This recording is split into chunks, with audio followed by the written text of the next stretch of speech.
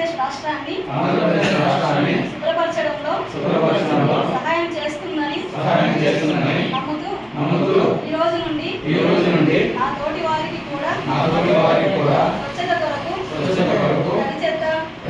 పొడి చెత్త వేరు చేయడంపై అవగాహన కల్పించడానికి ప్రయత్నిస్తానని మన ఆంధ్రప్రదేశ్ను స్వచ్ఛాంధ్రప్రదేశ్గా తీర్చిదిద్దేటట్లు నా వంతు కృషి చేస్తానని ప్రమాణం చేస్తున్నాను.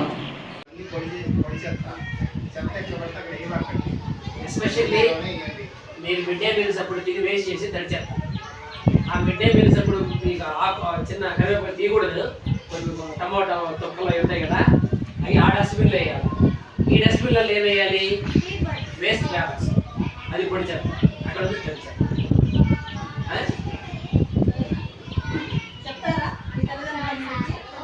ఏం జరిగిందని చెప్తారు ఈరోజు ఇంటికి వెళ్ళి? మీ పాఠశాలలో ఏం జరిగింది?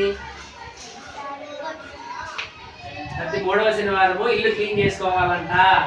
అలాగే మేము స్కూల్ క్లీన్ చేసుకుని వచ్చాము అని చెప్పాలి మీ పేరెంట్స్కి. ఓకే,